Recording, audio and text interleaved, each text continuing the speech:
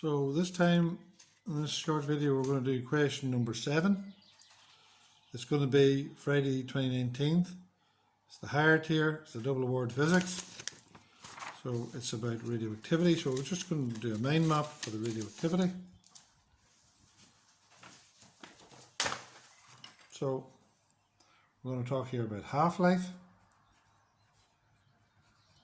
And the symbol for half-life is T subscript a half. It's known as the half-life. And it is the time taken for the activity to fall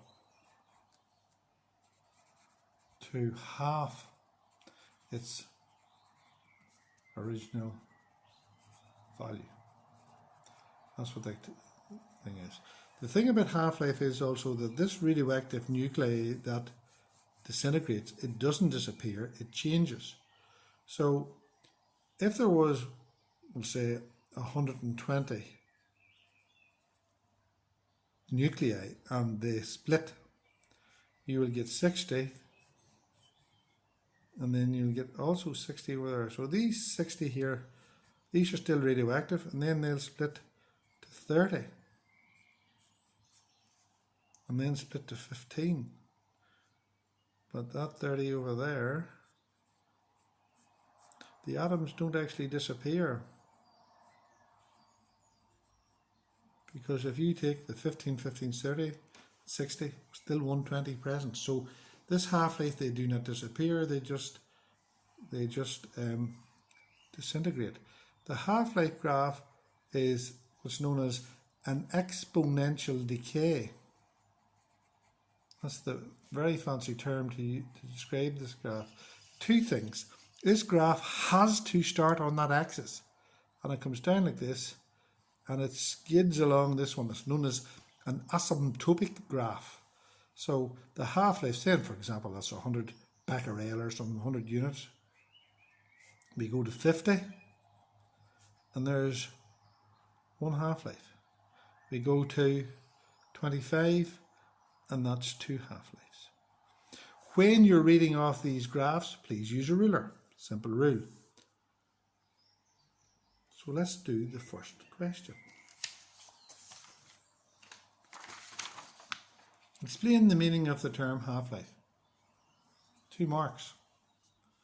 Again, full sentence would be needed. It is the time taken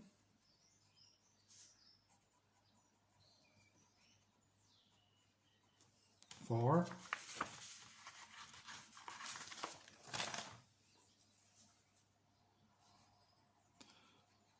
the activity of a radioactive substance to fall to half its initial value. Half of its initial value. There's my 2 marks. Time, half. Now, 80, look at the activity, counts per minute. Here's the time in days. Use the graph to find the half-life. I said, if you're ever going to read off any graph, please use a ruler. It's starting off at 80. Do you see the way that actually touches the line there? So 40 will be the half of 80. Be very careful, that's a trick the examiner uses. Could be 82. So it looks 80 and it is 80 in this case. So we'll just go down. We draw these lines. These construction lines are wild important. So I reckon the half-life is 2 days. Use the graph to find the half-life. You're advised to show how you've used the graph. Well, I've put the construction line, and it's 2 days. Evidence from the dotted line at 40, half-life 2 days. So that's that one done. Now turn the page. For a particular purpose, the activity of substance must be 10 counts per minute. Use the graph to find out how many half-lives must occur to this substance. Right. When does it fall to 10? Well, then the next half-life it'll fall to 20, which is going to be 4 days. And then the half of that again is going to be 10, which is 6 days. So there's one half-life, there's the second half-life, and there's the third half-life. It's asked us, for a particular purpose, the activity of substance must be 10 counts per minute. Counts per minute. Have we look, counts per minute, so we're all right there. So number of half-lives, 3. Where did I get that answer? I got it from the graph. I can also say, I can draw a table like this. Activity, time, no time, the activity is 80. In 2 days, the activity is 40. In 4 days, the activity is 20. In 6 days, the activity is 10. Now that's 6 days. That is days, time in days. Now this is where you have to be careful. How many half-lives is that? No half-life, 1 half-life, 2 half-lives, 3 half-lives. You see how I did that? It's a table. Shows you the breakdown. Now the last thing, we'll just put this back onto this mind map here, is for these radioactive decays. So the 3 particles are alpha, beta and gamma, and it's 42He for an alpha particle. That's the symbol for an alpha particle. It can be written like that, or it could be written like 42 alpha. A beta particle is a fast moving electron, not E minus 1, not E minus 1, and gamma is just pure energy, gamma, gamma. So those are the 3 particles. To show how they form, you often talk about parent, daughter, and particle. So the parent, remember, A cross zebra goes to the daughter. Don't know what the daughter is. We'll call it Y. And we'll talk about beta, or we'll go for alpha first, because it's handier. 42He. These numbers along the bottom have to add up. So that's going to be Z minus 2. Because Z minus 2 plus 2 gives me Z. The numbers along the top have to add up. So that's going to be A take away 4. A take away 4, add 4 gives me A. So that's for your alpha emission. Now we'll do the beta emission. Parent, daughter, particle.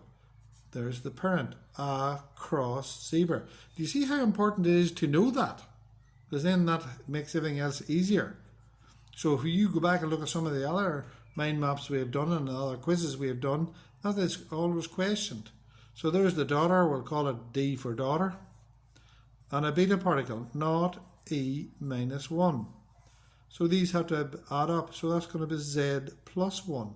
Z plus 1 take away 1 gives me Z. They all add up along the bottom.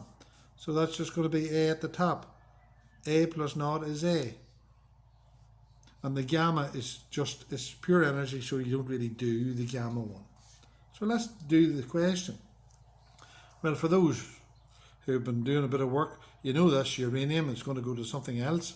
A radioactive nucleus actually decays to a different nucleus Y by alpha emission. 42He. Learn it. Write it down and learn it. Ask somebody to quiz you on it. Now, this must be, the ones along the bottom must add up. There's 92 on this side. You see, look, over on this side there's 92. So over on this side there has to be 92. So that has to be 90. Over this side there's 235. So over on this side there has to be 235. So that's 231. Begin by inserting the correct symbol for an alpha particle, did it? And then the large box on the right. So, did we get it right? Yes, got it all right. Oh, they want the symbol in here, so we'll just put in the symbol. So there's that question done. Again, look at the mind map. You take time, you put that whatever way you want. You could write it down, you can colour it in, you can do whatever you want, but that will take time. You then, maybe tomorrow or the day after, print this out again and you practice can I get it right the next time round? So remember, it takes time to learn, and to study, it takes practice. See you in a small while for the next question.